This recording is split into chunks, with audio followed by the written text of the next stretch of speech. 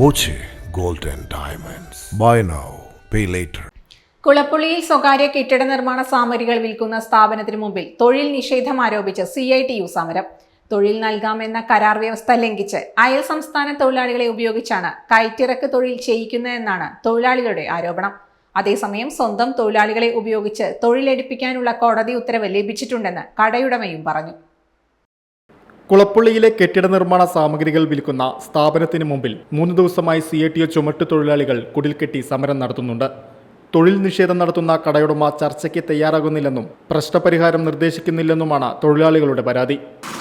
2008 മുതൽ 2008 ഇവിടെ ഒരു ചെറിയ തൊഴിൽ പ്രശ്നമുണ്ടാവുകയും അതിൻ്റെ അടിസ്ഥാനത്തിൽ ഇവിടുത്തെ വ്യാപാരി വ്യവസായി ഏകോപന സമിതിയുടെ നേതാക്കളും സാന്നിധ്യത്തിൽ തൊഴിലാളി നേതാക്കളും അതുപോലെ തന്നെ പ്രകാശ് സ്റ്റീൽസ് ഉടമ പ്രകാശനും തമ്മിലുണ്ടാക്കിയ ഒരു കരാറിൻ്റെ അടിസ്ഥാനത്തിലാണ് ഇവിടെ തൊഴിലെടുത്ത് വന്നിരുന്നത്, ചുമട്ട് തൊഴിൽ. ആ സന്ദർഭത്തിൽ ഉണ്ടായിരുന്ന കൂലിയുടെ പകുതി നിരക്കിലാണ് നമ്മൾ പണി ചെയ്തു കൊണ്ടുവന്നിരുന്നത്.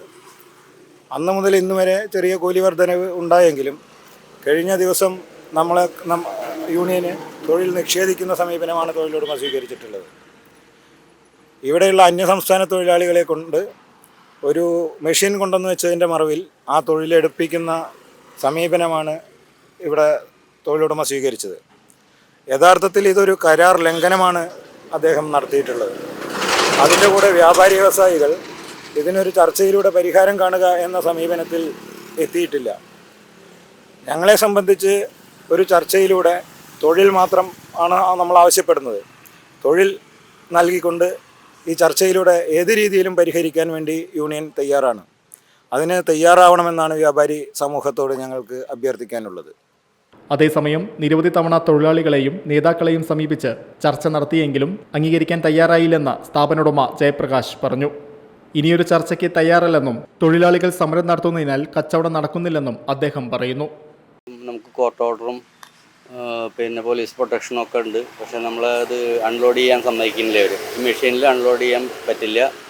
അപ്പോൾ അതിനെ സഹായിക്കണ ആൾക്കാർ നിൽക്കാൻ പറ്റില്ല. ആ പണി അവർക്ക് വേണമെന്ന് പറഞ്ഞിട്ടാണ് അവരിപ്പോൾ ബഹളം ഉണ്ടാക്കുന്നത്. അപ്പോൾ പിന്നെ കുറേ വണ്ടിക്കാർ ഇവിടെ വരാനൊക്കെ ഭയപ്പെടുന്നു. ഇപ്പോൾ ഇവർ മുമ്പിൽ നിൽക്കുന്നതുകൊണ്ട് അവർ വരുന്ന വണ്ടിക്കാർക്ക് ഭയം, അങ്ങനത്തെ കാര്യങ്ങളാണ്. പിന്നെ അതുകൊണ്ട് നമ്മുടെ ബിസിനസ് വളരെ മോശമായി. അപ്പോൾ ഇനി ഇവരത് തുടർന്നാൽ നമ്മളിത് അടച്ചുപൂട്ടി പോകേണ്ട ഒരു അവസ്ഥ വരികയാണ്. പിന്നെ ഇതിപ്പോൾ നാളെ ഇപ്പോൾ വ്യാപാരികളെല്ലാവരും കൂടിയിട്ട് പിന്തുണ പ്രഖ്യാപിച്ചിട്ടുണ്ട്. നാളെ ഒരു കട അടച്ചിട്ടുള്ളൊരു സമരത്തിന് വ്യാപാരികൾ തയ്യാറായിട്ടുണ്ട്. അപ്പോൾ അതിൻ്റെ ജില്ലാ നേതാക്കന്മാർ വന്ന് കുളപ്പുള്ളിയിലൊരു പൊതുയോഗം ചെയ്തിട്ടുണ്ട്. ഇവർ ചർച്ചയിലൂടെ പരിഹാരം എന്ന് പറഞ്ഞാൽ ഇതിനു മുമ്പ് ഞാൻ ഒരുപാട് പ്രാവശ്യം ഇവരുടെ കയ്യും കാലും പിടിക്കാൻ വേണ്ടി പോയിട്ടുണ്ട്. ഇങ്ങനെ ഇതിനു വേണ്ടി ചർച്ചയ്ക്ക് അങ്ങോട്ട് പോയിട്ടുണ്ട്. പക്ഷെ അവരൊന്നും അതിനൊന്നും അന്ന് തയ്യാറായില്ല. അങ്ങനെയാണ് എനിക്കിത് കോർട്ട് പോകേണ്ടി വന്നത്. കോർട്ട് പോയി ഇനിയിപ്പോൾ അതിനൊരു കോർട്ടിൽ വിധി കിട്ടി. ഇത് വെച്ച് ഇറക്കാം, എൻ്റെ പണിക്ക് ഇത് മറ്റേ സ്കിൽഡ് വർക്കേഴ്സിനെ വെച്ചിട്ട് ചെയ്യാമെന്നൊക്കെ പറഞ്ഞിട്ട്. അപ്പോൾ അതിപ്പോൾ അംഗീകരിക്കില്ല എന്നാണ് ഇപ്പോൾ അവർ പറയുന്നത്. അവർക്കിപ്പോൾ അവർ 2 ആളെ നാളെ ഞാൻ വെച്ചിട്ടുണ്ടെങ്കിൽ മറ്റൊന്ന് അവർ 4 ആളെയാക്കും. പിന്നെ എൻ്റെ ഈ കോർട്ടിൻ്റെ ഈ വില പോവും. അപ്പോൾ പിന്നീട് എനിക്ക് അതിലേക്ക് പോകാൻ കഴിയില്ല. അപ്പോൾ ഞാൻ എന്തായാലും അവരുടെ ഒരു തൊഴിലാളികളെ വെച്ചിട്ട് എന്തായാലും ഇത് മുന്നോട്ട് കൊണ്ടുപോകണില്ല എന്ന് തന്നെയാണ് തീരുമാനം. അപ്പോൾ കട അടയ്ക്കുക എന്തെങ്കിലും ചെയ്യാം. സാമ്പത്തിക ബാധ്യത കുറേ ഉണ്ട്. അവിടുന്ന് ഇവിടുന്നും കടം വാങ്ങിയിട്ട് ബാങ്കിൻ്റെ ഒരുപാട് പ്രശ്നങ്ങളുണ്ട്.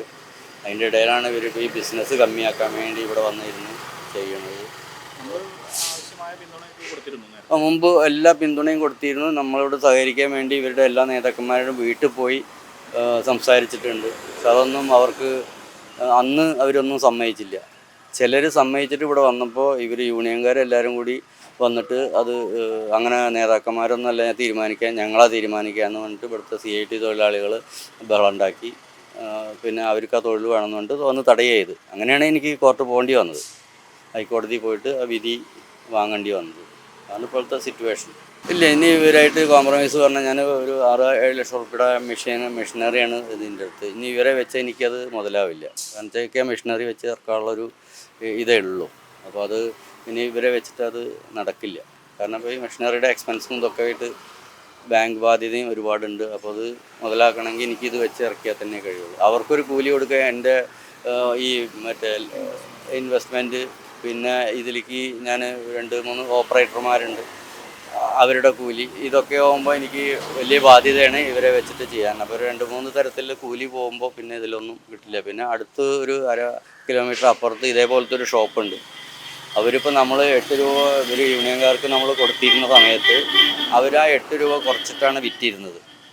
അപ്പോൾ എനിക്കിവിടെ വിൽക്കാൻ പറ്റാത്ത സ്ഥിതി വന്നപ്പോഴാണ് ഞാനിങ്ങനെ മെഷീനറിയെ കുറിച്ച് ആലോചിച്ചത്. അവിടെ യൂണിയൻ ഇല്ല ആ കടയിൽ.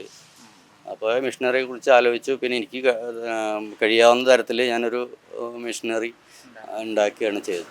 അപ്പോൾ അതിൽ വെച്ചിട്ടാണ് ഇപ്പോൾ കാര്യങ്ങൾ ചെയ്യുന്നത്.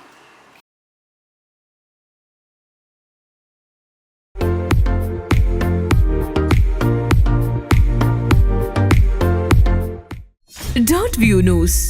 കാഴ്ചകളാണ് ലോകം. കണ്ടു തുടങ്ങുക.